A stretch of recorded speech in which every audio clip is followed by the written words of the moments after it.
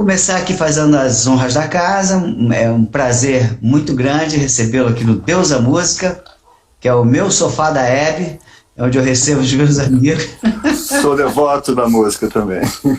Exatamente. Eu começo sempre essa história dizendo, explicando um pouquinho que eu acho que chama Deus da Música, porque eu acho que há um certo conteúdo feminino, energético na música, pelo menos para mim sempre existiu. Aquela coisa de mãe, de acalentar, de botar no colo. Sempre senti assim a música, por isso que a deusa é música. E também por causa da música do Gil, né? Quem manda é Deus a música pedindo para deixar, né? Ó, E o mundo está cada vez mais precisando dela, né? Isso a gente está percebendo nesses últimos meses tão incertos. nossa Senhora, ó, o que mais precisa é da força de algum lugar não material para ver se segura o material, né? Que tá difícil. Mas vamos começar. Miguel, fala uma coisa. Antônio Carlos Miguel, 3 nomes próprios. Que nome é esse? É artístico? Não, é o nome mesmo.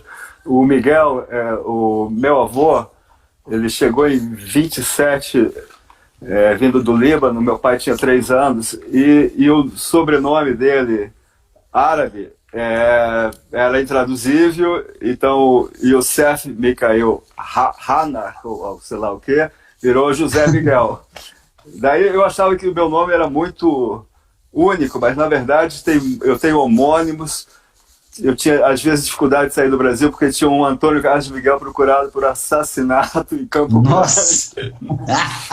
Que horror! E é muito comum esse tipo de coisa. Então esses sobrenomes, Jorge, Miguel, geralmente história assim de imigrante que no consulado de Marseille foi quando foram fazer o documento em português para o Brasil, virou Miguel. Muito bem, então o seu Miguel é um sobrenome, bom saber. E seus filhos chamam Miguel também? Também, né? também. Tem 2 filhos. Você não tem nenhum Miguel não, né? Não. Então eu conto uma coisa. Você entrou para a faculdade, quando você entrou para a faculdade, você pensava em escrever sobre música? Olha, sim, na verdade eu entrei em 74, né? E no segundo período, o Júlio Barroso, da GAG 90, tinha tentado viver em comunidade em Brasília, como numa fazenda que ele comprou, o pai dele comprou, e ele lá se meteu com um pessoal alternativo, amigo do Gilberto Gil, até o Vanderlei Pio Lopes, que já morreu, mas ele era primo do Antônio Torres, escritor, acadêmico, e lá eles fizeram um jornal independente. E o Júlio se empolgou, criou uma coluna de música, e um dia na manhã ele acordava muito cedo, ele tocou na minha casa às 7 da manhã, vamos fazer uma revista. E a gente fez uma revista, chamava-se Música do Planeta Terra. E eu costumo dizer que eu comecei pelo alto, porque eu era co-editor da revista, e os colaboradores eram Caetano Veloso, Jorge Maltner, Luiz Carlos Maciel, Rita Lee, Ronaldo Bastos, pessoas que a gente admirava e tocava na porta, quer colaborar com a nossa revista e tal. E a gente fez 5 números e foi decaindo. O primeiro número tinha distribuição da Abril, daí a gente atrasou na entrega do segundo número, passamos para Fernando Chinaglia, depois perdemos a distribuidora também, e aos poucos a revista foi melhorando de conteúdo e piorando de distribuição e tal. E daí, com isso, eu continuei a faculdade, me formei, mas já estava trabalhando no Jornal da Música, que foi criado pelo Tarek, que depois saiu, na época que eu entrei, Ana Maria Baiana e Ezequiel Neves. Era um trio de peso. E daí comecei como freela, enquanto fazia faculdade, trabalhando na imprensa alternativa, mas sempre ligado à música. A minha paixão desde garoto é música.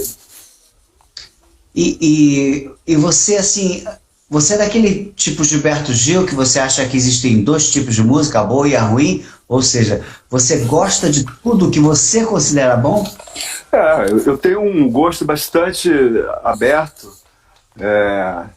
Assim, eu quando criança, os meus pais, intelectuais e tal, mas sempre gostavam de música. Então lá em casa tinha discos de, sei lá, Noel Rosa, Aracide Almeida cantando Noel Rosa, Dorival Caymmi, que era assim, o Papa, a gente botava, ao mesmo tempo tinha Gershwin, tinha clássicos, E em 64 a barra pesou para a gente em Florianópolis. Os meus pais foram injustamente presos pelo golpe militar de 64. Meu pai era jornalista, escritor, não tinha nada de ativista de esquerda. E minha mãe era professora de história, mas daí eles conseguiram se recolocar no Rio. Meu pai conseguiu um trabalho aqui, minha mãe virou tradutora e tal. E quando cheguei no Rio, em 65, eu que só tinha essa cultura musical lá de casa e gostava também de que eu via na rádio, Jorge Ben, Rita Pavone, enfim, entraram os Beatles e os Stones na minha vida. Daí, a partir dali, toda o que sobrava da mesada era para disco. Eu voltei a me conectar com essa paixão inicial da música brasileira a partir da Tropicália, que eles mostraram que faziam também uma música que era próxima daquilo que eu, quando adolescente, que eu adorava, aquela Beatles, Stones, Dylan e toda...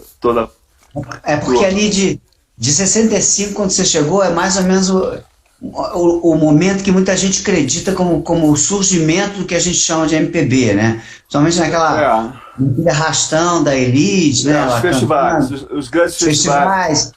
E também, assim, emblematicamente a parceria do Edu com o Vinícius de Moraes, um arrastão, que era o velho e o novo se colidindo, e sorriso... as três máximas da Bossa Nova indo para o espaço e de certa forma a MPB encarnando um pouquinho mais até um lado quase que socialista, né? De protesto, música de contexto social, e tal. Exatamente, mas isso não chegou a te cativar. Não, eu gostava muito, mas claro. eu não comprava disco dessa galera, mas daí entraram Mutantes, Caetano, Gil, daí era eu, meu irmão e minha irmã, assim, escadinha. Um irmão um ano mais velho, minha irmã um ano mais moço, e ainda um irmão um pouco mais moço, e a gente comprava loucamente discos. E daí eu comecei a entrar nisso. Depois, construção do Chico, ali nos anos 70, eu comecei a abrir para a música brasileira novamente, que eu gostava, mas não era aquela coisa de comprar, entendeu? E daí, quando essa época da faculdade, 74, eu já estava ouvindo de tudo: jazz, Miles Davis, blues, samba, tanto que eu estou fazendo uma série agora de fotos que eu tinha do período de 74 a 78. Então, eu fui na casa do Cartola na Mangueira, fui a muito show do Cartola, Clementina, entendeu? Então o roqueiro também começou a endeusar essa música brasileira, que ia do Chico Buarque aos grandes sambistas que naqueles anos 70 foram tratados, ganharam flores em vida, né? Eles tiveram uma chance. A Clementina, quando renovou o contrato na Odeon, foi tratado como a rainha que ela realmente sempre foi. Então, isso, a minha geração viveu muito isso, essa descoberta desses gênios que tiveram uma segunda chance. E nos anos 70 todo mundo gravou dessa galera da velha guarda, né? Cartola, Nelson Cavaquinhos, Baio Silva, Clementina e tal. Bacana. Você chegou aí no Zé Cartola? Não, Zé Cartola é anterior, é de 64, 65. Aí eu tinha calças curtas ainda.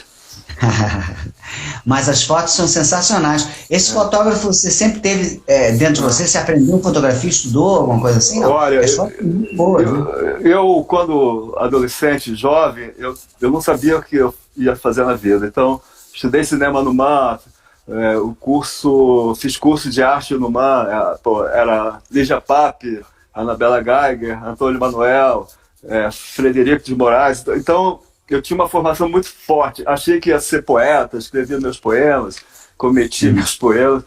E a fotografia era uma coisa que estava sempre junto. Fiz curso, tentei fazer um curso para entrar na editora Bloch, não passei, mas aprendi muito.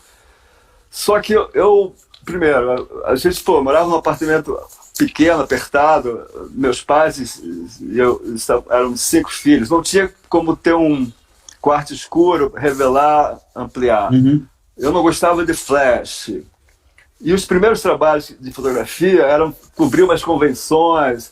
Quer dizer, eu vi que o que eu gostava, fotografar o pessoal da música, aquilo não ia dar dinheiro. Tinha gente bem mais gabaritada fazendo os trabalhos tops, as capas de disco. o querido Cafi, que nos deixou há 2 anos, e tantos outros craques. Então, eu meio me desencantei com o trabalho que apareceu para eu continuar como fotógrafo.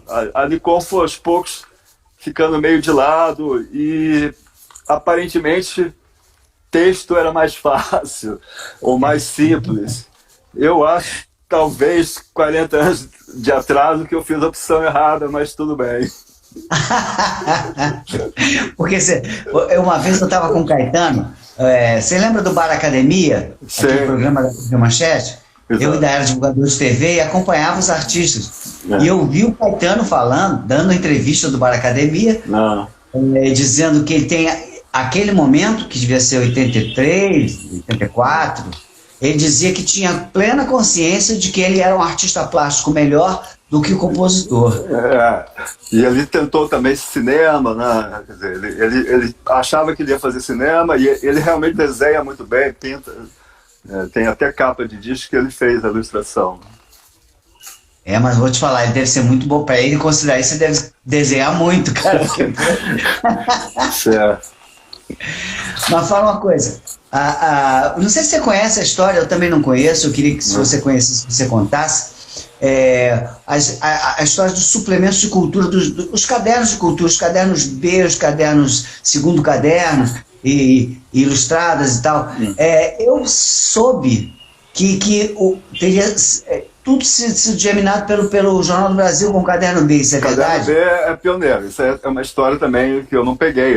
Fim dos anos 50, a grande revolução gráfica feita lá pelo Caderno B, no Jornal do Brasil, e tinha gente, assim, pessoal de design, pessoal muito criativo, e ali começa a ter o peso que tiveram, e infelizmente está bem esvaziado isso. A imprensa está bem esvaziada, né?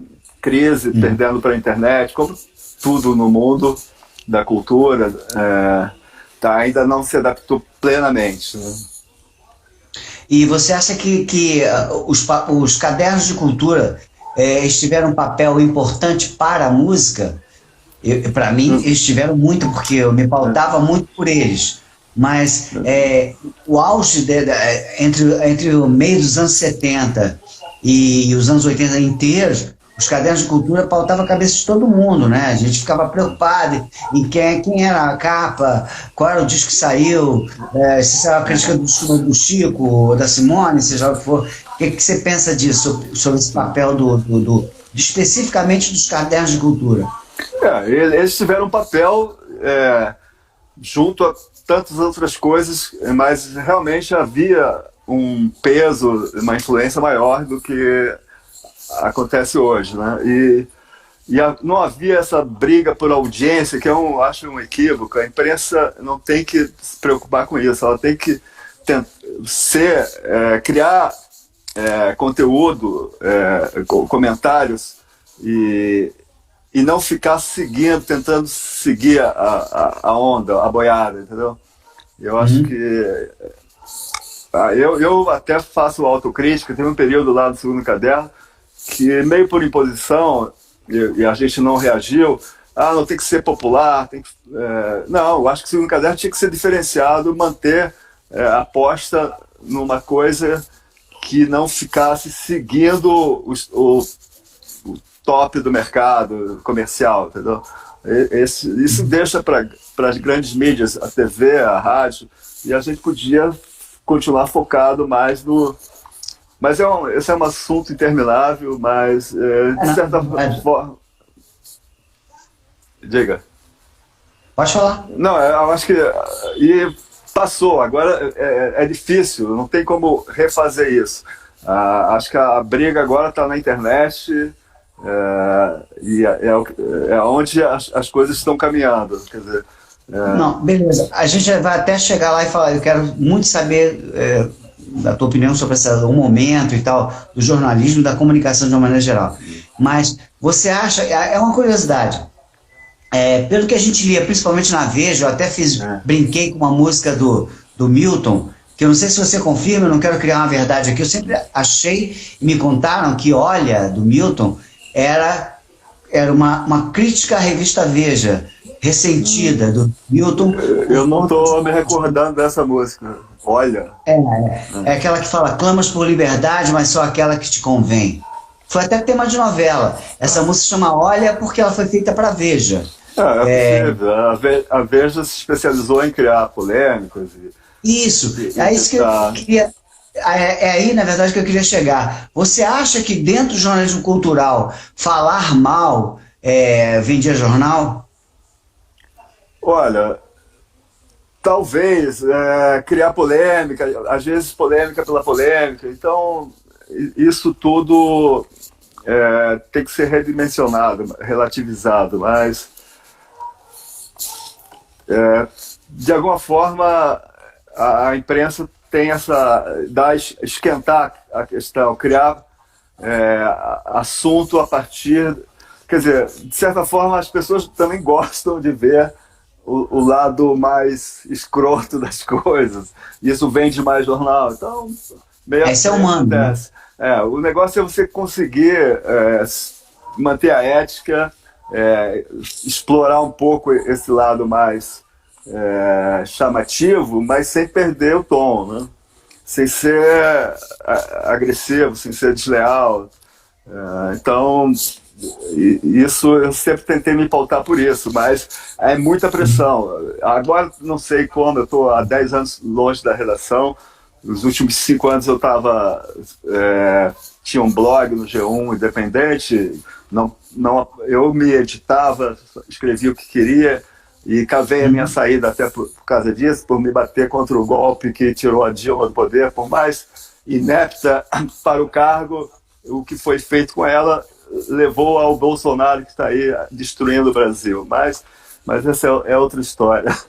Então, mas ali no auge da disputa, quando os jornais de São Paulo e do Rio vendiam nos domingos 1 milhão de exemplares, a coisa ficou meio destrutiva, uma disputa onde aquela coisa de dar a notícia na frente, se o outro jornal saía antes, daí o que foi furado, entre aspas, ignorava o assunto. Quer dizer, eu acho que isso é um desserviço ao leitor.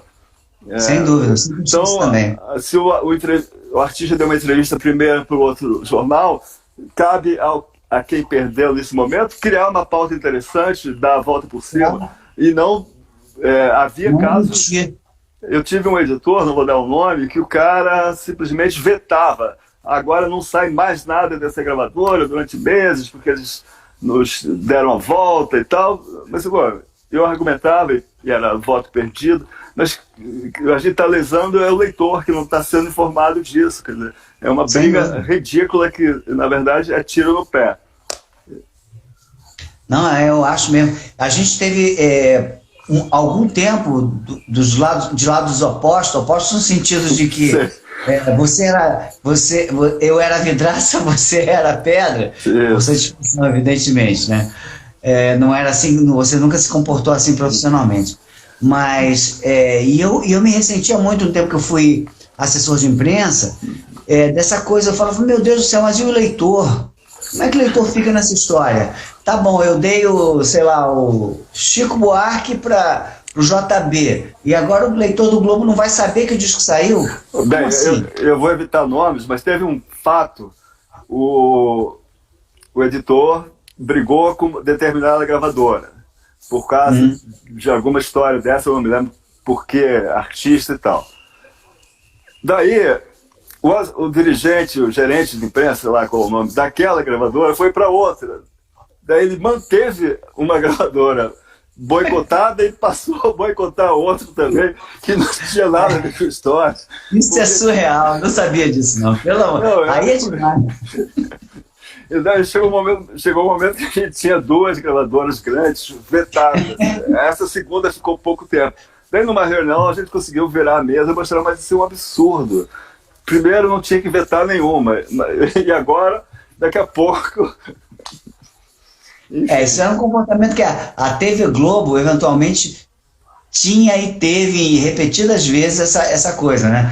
De você quando peitava alguma coisa, E ela chegava, mas é outro ambiente, né? Eu não acho justo também. Mas o jornal é aquilo que você falou, né? O jornal tem uma obrigação da imparcialidade. Eu vejo assim, né? Exato. É Tem que ser notícia. Tudo é independente. notícia, incluindo a cultura. Tudo é notícia. Então não pode omitir. E aí eu queria falar um pouco contigo sobre isso. Como é que você, tendo esse gosto tão eclético assim e tal? Eclético é uma palavra que ficou bem desgastada. Mas é isso mesmo, não vamos inventar outra. Música do planeta Terra. É verdade. Então, eclético, como é que você conseguia... talvez fosse mais fácil fazer a pergunta para um cara como o Tinhorão, né? O famoso Tinhorão, mas como você é um cara mais aberto. Mas você conseguia escrever bem sobre coisas que você não gostava, não era da tua alma? Não, a gente ali era uma equipe muito grande, então para dava o jazz, para passar, né? Por mais que eu gostasse de jazz, tinha o José Domingos Rafael, que era uma enciclopédia viva do jazz. O cara conhecia tudo, e nos anos 50, quando ele era garoto, acho que o pai dele era embaixador, eu sei que ele assistiu Billie Holiday, Charlie Parker, lá em Nova York, e ele conhecia todos os grandes críticos de jazz, da Downbeat, da França. Um cara... Então eu tinha um especialista no jazz, tinha os roqueiros de plantão, o João Máximo... Calbuque no reggae. Calbuque no reggae. O João Máximo no choro, na MPB, tinha o clássico, do rádio. Enfim, e eu meio lá circulando em MPB, rock, clássico, assim, um pouco de jazz, mas na verdade tinha espaço para todo mundo, e tentando privilegiar os especialistas em cada área. E como é que você... O que você curtia mais fazer? Resenhar disco, resenhar show, fazer uma entrevista, cobrir um evento de cultura com um olhar mais perceptivo, né? Mais prestando atenção no que aquilo fazia importância na cena? O que você preferia fazer? Olha, o Globo, eu entrei no Globo, eu já tinha mais de 30 anos. Eu passei os meus 10 primeiros anos trabalhando por conta própria, freelancer. E saí na época, as faculdades de jornalismo eram muito, muito ruins. Eu comecei na PUC, depois fiz a ECO da UFRJ, e não tinha nada de prática, não fazíamos jornais. Parece que melhorou muito desde então. Eu saí do meio acadêmico, não frequento universidade. Meus filhos não seguiram essa área de comunicação, jornalismo, então eu não estou muito por dentro. Mas era muito ruim. Eu sei que eu fiquei 1 ano trabalhando na TVE como funcionário público, depois pedi demissão, porque recebi o convite do André Midani, no caso da Harumi Hishihara, que era gerente de imprensa da Warner, e tive uma experiência péssima na Warner, como assessor de imprensa. Eu sou um cara mais tímido, e aquela coisa de ter que titular jornalista, levar para jantar, vender o peixe podre. Eu me lembro que as reuniões de marketing, reunia-se o André, todos os gerentes, ouvíamos aquele suplemento novo, e depois eu tinha que passar isso para os vendedores, para os divulgadores, e coisas que eu detestava, mas tinha que... De 10 discos, tinha um que eu gostava, entendeu? O resto era... Então eu vi que eu não cabia naquilo, e o Leonardo Neto me demitiu gentilmente, continuamos grandes amigos. Para o meu lugar veio a Regina Echeverria, que também estava iludida com a indústria, e também não aguentou, não ficou 1 ano também. E daí eu voltei para o freelancer, isso é 80 que eu estou falando. Foi na época, eu me lembro que eu estava lá quando foi assassinado John Lennon, e eu tenho até a capa do Double Fantasy, que foi ao ar no Jornal Nacional naquela noite tão triste. Mas então no início de 81, sei lá, eu saí e voltei para o freelancer, e fiquei uns 10 anos trabalhando por conta própria, com muitos, escrevia na Manchete, Jornal da Tarde, Fatos e Fotos, jornais independentes. A Som 3 ainda existia num período, que é a revista que o Maurício Cobrusli editou por quase 10, 15 anos, especializado em equipamento de som e a segunda parte, cobertura musical, críticas e entrevistas. Eu estava muito bem nesse esquema, até que veio o plano Collor e fiquei 6 meses sem nenhum trabalho, já com 2 filhos, enfim. Daí depois fiquei 2 anos na BIS como gerente aqui do Rio, editor no Rio, que a base era São Paulo, até que o Globo me chamou. E inicialmente eu odiei aquilo, porque os telefones não funcionavam, as condições de trabalho eram péssimas, cadeira para sentar péssima, não tinha terminal suficiente. Quando estava todo mundo na redação, tinha que fazer um rodízio de terminal. Mas aquilo foi uma escola maravilhosa, porque o meu texto melhorou muito. Tive um período como editor, assistente, e tinha que trabalhar o texto dos repórteres ou de outros especialistas. Eu pegar o texto, trabalhar o texto da forma, reduzir quando necessário, fazer título, isso é uma escola fundamental. Então eu melhorei muito como jornalista, como texto, e passei então por repórter, crítico especializado, editor assistente, e completando, depois dessa longa resposta, o que eu mais gostava era cobrir a música, o que me levou ao jornalismo. Eu costumo dizer que eu não gosto de jornalismo, eu gosto de música. Então, fazer crítica, resenhas de shows, entrevistas, coberturas internacionais, encontrar, sei lá, dos Stones ao Sting, tudo isso foi um prazer muito grande. E qual foi, na tua opinião, e também como funcionava essa coisa de você ser considerado apto para fazer uma crítica de um disco? O que o editor dos cadernos considerava um cara apto a fazer isso? No caso eu tinha um histórico já, como te disse, eu fiquei 6 anos no Jornal da Tarde, que era o braço mais jovem do Estadão, acabou há uns anos, mas o Ezequiel Neves, quando ele decidiu largar de vez o jornalismo e se dedicar integralmente ao Barão Vermelho, ao Cazuza, ele passou a vaga dele para mim. Então eu tive essa honra e caiu um pouco o nível, porque o Ezequiel tinha um texto delicioso, um humor, e ele sempre dizia: garotinho, seja mais brincalhão, não seja tão sério. As pessoas sempre achavam que eu era bem mais velho do que eu era, porque meu texto era um pouco bem sério, careta. Mas então eu fazia crítica no Jornal da Tarde, são 3, na Manchete, na Fatos e Fotos. Então eu já era conhecido. Quando eu fui chamado para o Globo, para assumir essa função de repórter e crítico especializado em música, eu já tinha um histórico e era respeitado no meio. E eu tinha como pauta tentar ouvir bastante aquele disco antes de emitir uma opinião, 3, 4 vezes, e isso nem sempre é possível. Eu me lembro uma vez que chega o editor lá com o clipe do Haiti, a música do Gil e do Caetano, né, do Tropicália. 20 anos, 25, Tropicália 2, né? Daí me botaram numa sala de vídeo lá da redação com som péssimo. Escuta aí, faz a crítica. Cara, eu achei aquilo meio caído, mas o equipamento era uma porcaria. Daí quando saiu o disco que eu ouvi, eu fiz uma errata. Olha, eu emiti uma opinião equivocada, essa música era um dos destaques do disco. Teve outro episódio que a Polygram não tinha distribuído ainda um Caetano ao vivo, já dessas fases, não sei se o livro ao vivo, e um colega passou numa loja e encontrou o disco já na loja. Então eu na redação me deram o disco, faz a crítica aí, vamos furar a imprensa toda.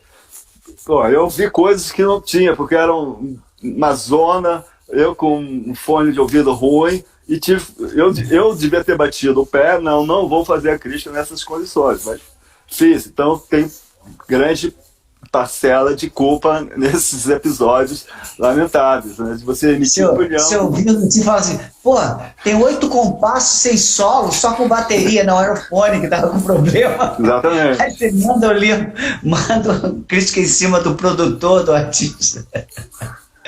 Não, condições de trabalho é tudo, cara. Mas é engraçado a gente saber disso. Eu ia pouco à redação, mas fui algumas vezes. Não era o que passava, a gente não sentia essa urgência de vocês por material. E não estou espantado, não. Com certeza, certamente isso acontecia, mas é um espanto, talvez até para as pessoas. A redação do jornal O Globo, porra, que era um grupo gigantescamente importante, maior, né, grupo de comunicação àquela altura no Brasil. Sendo que caderno cultural é primo pobre, entendeu? Então, quando ainda não eram muito baratos laptops, quando a gente tinha uma viagem internacional e já tinha conexão, levava o laptop, levava o pior, um pesado que não funcionava sem o cabo na força, que para conectar na internet perdia horas. Eu fiz coberturas em Nova York e de repente não tinha laptop decente para trabalhar, entendeu? A gente passou por isso e hoje em dia a tecnologia está bem mais a nosso favor. Com o celular você pode fazer uma reportagem e mandar imediatamente, né? A tecnologia mudou muito, mas e os profissionais? O que você tem a dizer dos teus colegas de hoje? Os colegas estão atuando hoje em dia? Tem muita gente boa. Pelo que eu sei, as condições de trabalho que estão piores, porque uma carga horária enorme, tendo que trabalhar para a internet, para o jornal, salários baixos. Então, eu lamento muito que tenhamos chegado a esse ponto. E o Brasil teve sempre um problema, que para uma pessoa melhorar de vida, ganhar mais, tem que ir trocando de lugar. Nos Estados Unidos, um bom repórter investigativo pode ganhar mais que um editor. Não, aqui não. Se você continuar como repórter, você não tem aumentos de salários decentes. Então eu fui obrigado a virar editor assistente. Chegou uma hora que eu disse, basta, deixa eu voltar para a reportagem. E voltei e fiquei 11 anos sem aumento. Entrou a internet, me deram um blog. Inicialmente eu não receberia extra por fazer o blog, porque era uma experiência e tal. Depois de 2 anos fazendo um blog que era o mais lido na minha área de cultura, eu percebi que estavam botando anúncio na minha página. Eu falei, olha, primeiro, vocês não me estão pagando extra algum por esse trabalho e, ao contrário do que vocês tinham prometido, quando entrasse anúncio a gente receberia. Daí o que eles fizeram? Tiraram os anúncios da minha página, passaram para outras páginas. Eu mesmo assim, aguentei 7 anos com o blog, até que um dia eu fiz um desabafo lá e cavei a minha demissão sem justa causa, com direito a pegar tudo que eu tinha por ali e sair nas nuvens comemorando. Agora, me tira uma não é uma dúvida, me faz saber de uma coisa que eu sempre fiquei assim, caramba, como é que eles conseguem? Como é que vocês conseguem fazer, você e seus colegas, muitos dos seus colegas, fazendo textos maravilhosos, sensíveis, não sei, tendo que entregar o negócio para ontem?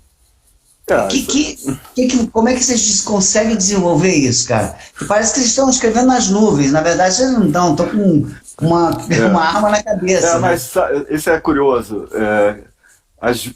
Muitas vezes, quando você tem um prazo muito grande, o texto não sai.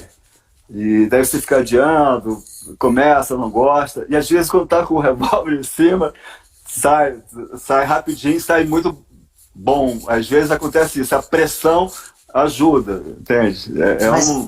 Não tem explicação. Lógico que para isso as pessoas têm que ter um background, tem que ter uma formação, tem que ter... Sim. Não sai do zero esse texto, mas a pressão ajuda, é boa, de certa forma. E você tem algum texto que você tenha feito, alguma resenha sobre o disco que você tenha feito, alguma crítica que você tenha feito de um disco que você ouviu de novo depois? Esquece o Haiti, não é o caso do Haiti você ouviu mal, tecnicamente mal.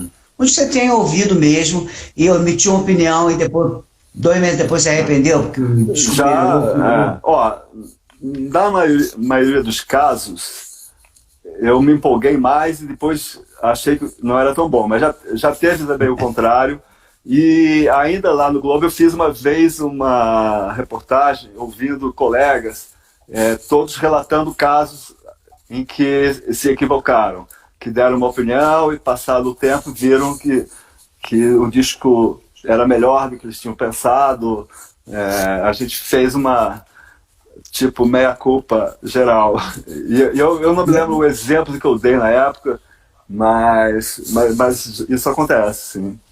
E também assim, se você comparar as duas, se é que pode chamar as duas obras, um álbum e uma crítica, o álbum ele fica ali gestando meses antes de entrar para o estúdio, fica no estúdio 2 meses fazendo, 3 semanas mixando, masteriza, quer dizer, é uma obra que é construída por mais de uma 4, 5, 6 mãos, se contar com as bandas, então são várias mãos, e a crítica é um cara que tem um dia, né?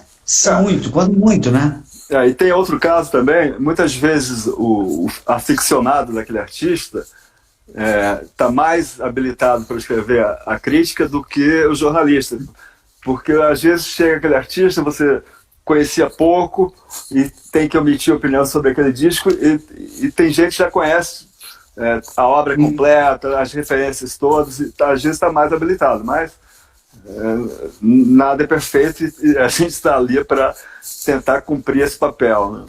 Jogando nas no ondas. Das entrevistas, cara, teve alguma entrevista que você tremeu na base por estar entrevistando um cara que, enfim, significava muito para você? Eu tive dificuldade de entrevistar o Brian Wilson quando esteve em São Paulo, acho que já era Team Festival, né? Mas talvez por ele ser muito monossilábico também. Teve um sujeito internacional que foi muito seco também, e que foi aquele Mark Knopfler. Mas acabou que durante a entrevista ele percebeu que eu não era o imbecil que ele pensava, talvez, e a coisa fluiu bem, mas o início foi bem duro, ele meio dava uma testada.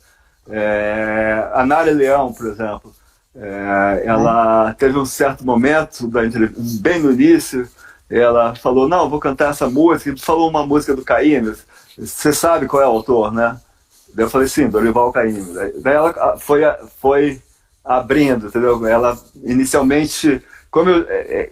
isso ela já foi perto do fim da vida dela, era um show que ela ia fazer quarteto em si, e direção do Aloysio de Oliveira no Canecão, e o show acabou não acontecendo. Ela já estava com um problema, um tumor no cérebro, e na época eu escrevia muito sobre o rock brasileiro da época, que estava nascendo, eu estava essa reportagem, acho que foi para Manchete.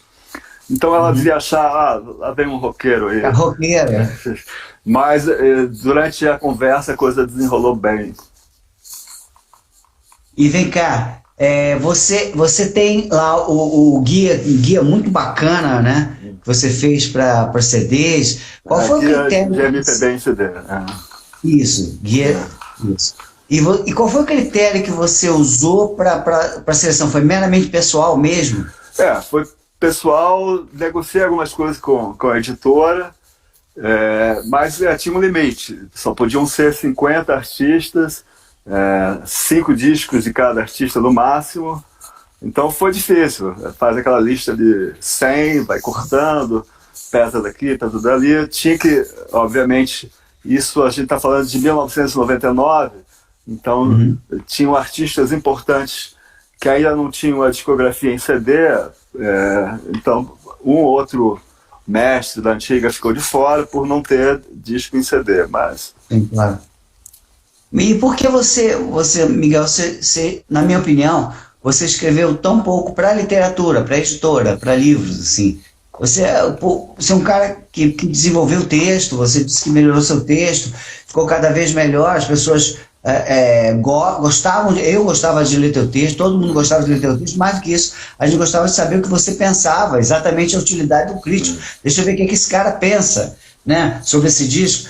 Por que você nunca se interessou em escrever mais, ainda que fosse mesmo de MPB? Eu tô devendo um livro que foi meio aceitei fazer, talvez sem condições, que é um livro sobre o trajeto musical do João Donato. Está bem apurado, falta só fechar uma editora.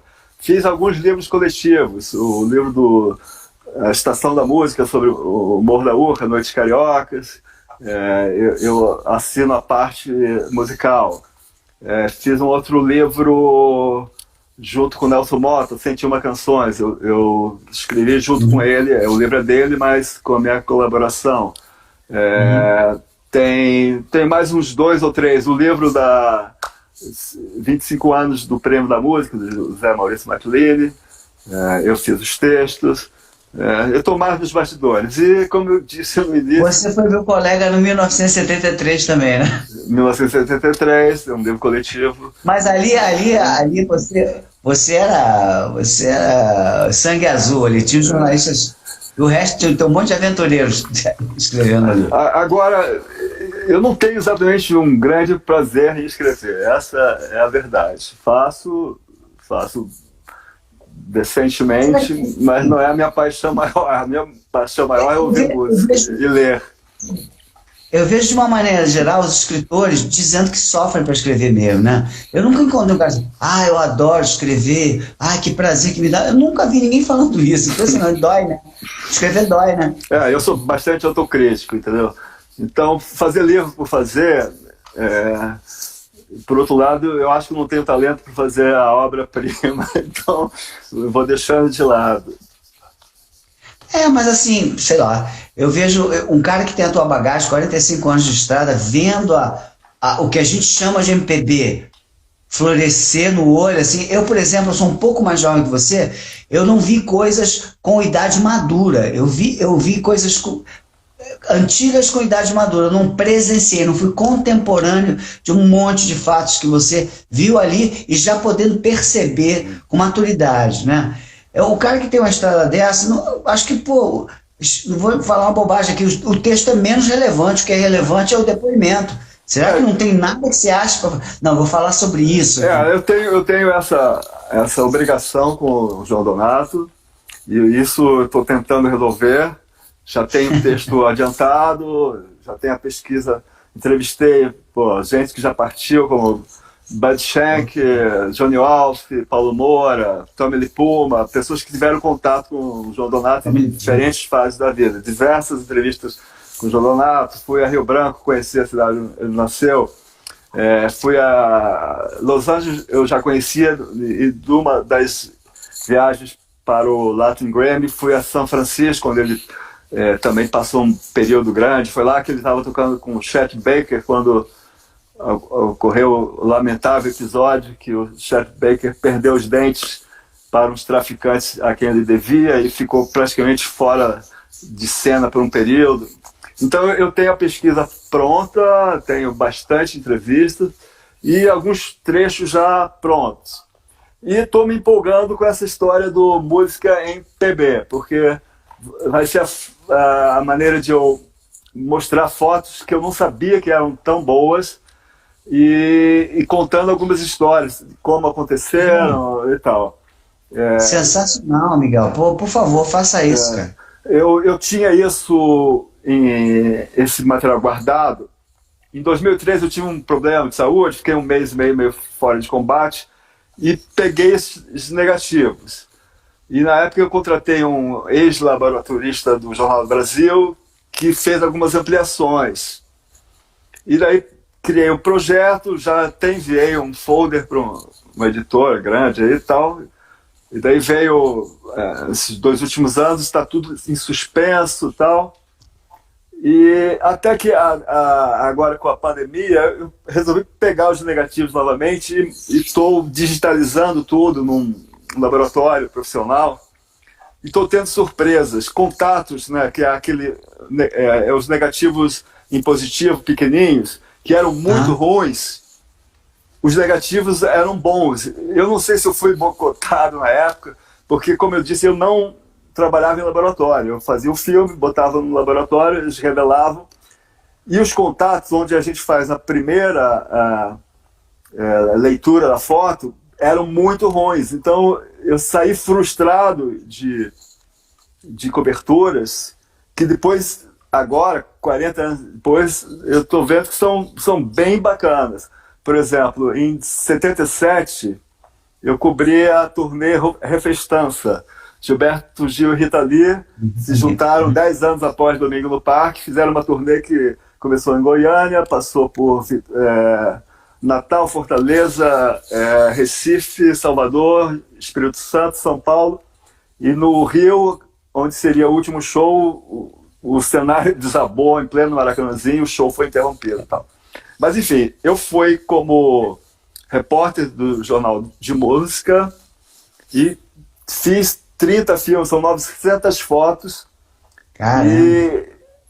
E pelo menos 100, 200 são muito boas, modéstia à parte. Então ali está um projeto à parte, um roadbook. Na verdade, eu mandei essas fotos tanto para Rita Lee quanto Gilberto Gil. Aparentemente gostaram muito, mas ainda não tive resposta dessa ideia de fazer um roadbook contando um pouco essa história, né? Um refestança. Pois é.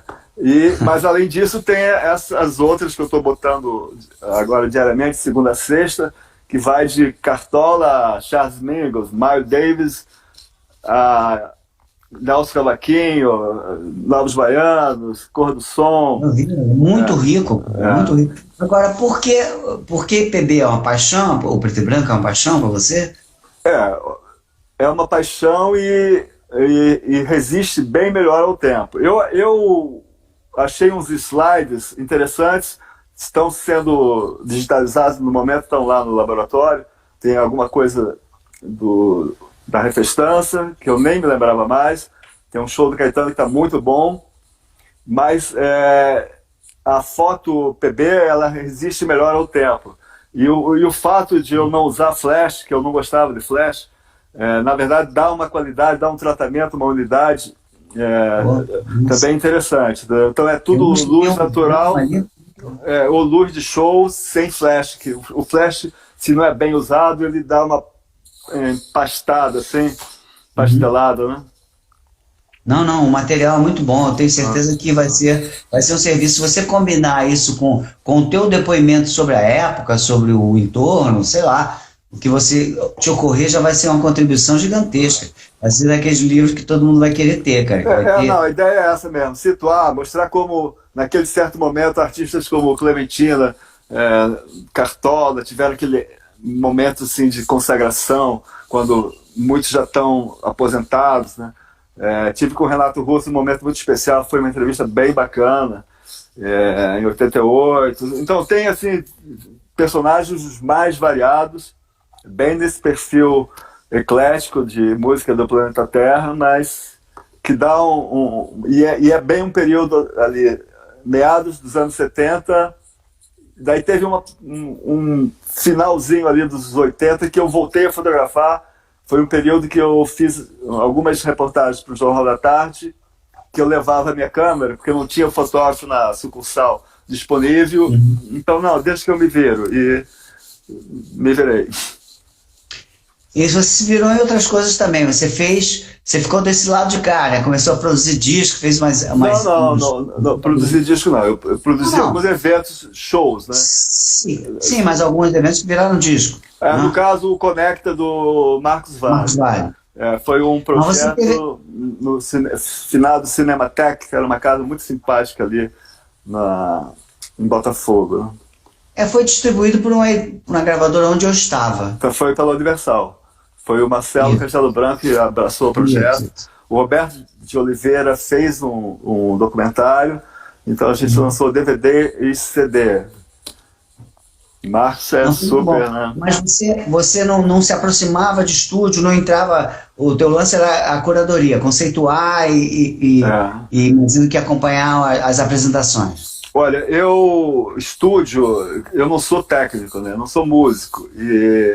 Então eu sempre fico com um certo pudor de frequentar estúdio. Eu acho que estou atrapalhando, que eu não gosto muito. E me cansa apertar aquela o coisa. botão errado lá. Ele fica repetindo a música. Antônio Carlos Miguel teve aqui e apagou a fita. E a coisa, eu acho que é um espaço de criação e eu acho que eu estou lá incomodando. Eu penso isso mesmo e acho que incomoda. Eu me lembro uma vez que estava o Herbie Hancock ensaiando, era um tributo ao Tom Jobim, e conversando, eu já tinha encontrado ele anteriormente, um ano antes e tal, ele já me conhecia mais ou menos. Daí eu estava lá, eu perguntei uma coisa, daí uma hora ele deu um corte. Agora a gente vai trabalhar, por favor, saia daqui. Eu falei, tá certo, você tem razão. Ele foi direto e honesto comigo. Sai fora. O gringo já é direto. Com uma situação dessa, então... me fala uma coisa, como é que você vê hoje em dia o trabalho dos críticos musicais, quando eles não têm mais referencial, quase não tem mais referencial do álbum, para jogar um olhar, pelo menos... o artista parou, antigamente o artista parava no negócio que era o álbum, né? Aí você tinha um momento, cara, uma Polaroid do cara. Hoje em dia isso está desbaratado. São singles, EPs e tal. Como é que fica o trabalho a visão do crítico sobre isso? Na verdade, o álbum continua, né? Então, me parece que a crítica está mais ainda focada em quem ainda faz álbum. Então, quando sai um álbum, tem um destaque e tal. É triste não ter ficha técnica nas plataformas de streaming, né? Mas você procurando, você acha, vai no Google, acaba achando informações, quem gravou, quem tocou, quem é o produtor e tal. Eu, como consumidor de música, quando eu me lembro, eu garoto lá, ouvia na rádio uma música nova, ficava louco atrás, ia na loja, esperava um mês para chegar o disco. E eu não sei a cabeça dos adolescentes agora, mas essa era da música na internet é maravilhosa. Eu continuo caçando novidades ou procurando coisas do passado que eu não conhecia, e o Apple Music, Spotify, que seja, permite isso. Agora, eu sei o quanto isso ainda é incerto para os criadores, para os músicos, para os produtores, para os compositores. Quer dizer, me parece que a conta ainda não está fechando. Há uma grande necessidade de regulação disso aí. Então, talvez o pagamento ainda não seja justo. Me parece que há um grande conflito ainda não resolvido. Agora, como consumidor, eu não tenho fetiche. Eu tenho aí, sei lá, 10 mil CDs, 2 mil vinis. Uso mais como consulta, mas o que eu ouço música praticamente é por streaming. Boto celular, vou correr com música e boto sempre no shuffle. Gosto de ouvir, ser surpreendido. Então, acho um artista novo, vou lá, boto, e de repente, se a coisa entra a música e não me agrada, limo da biblioteca. Mas vou renovando sempre, ouvindo tanto os antigos, os clássicos, quanto as novidades. Você destacaria, assim, um artista nacional e um artista internacional que esteja na tua mira agora, novo, que você indicaria para a gente ouvir? Novo, estou olhando aqui até adições recentes. Por exemplo, eu gostei muito, recentemente, 2 discos do Zé Manuel, do Meu Coração Nu, e a Lued Luna, Bom Mesmo é Estar Debaixo d'Água. Por acaso, a Lued participa do disco do Zé Manuel. Ela é baiana, mora em São Paulo, e ele é de Petrolina, pernambucano, também está em São Paulo. Ele é um pianista, compositor maravilhoso, e faz uma música... seria bem MPB. Ela já tem um pé na África assim, muito forte. Até o disco foi gravado num país africano, as bases ela completou em São Paulo.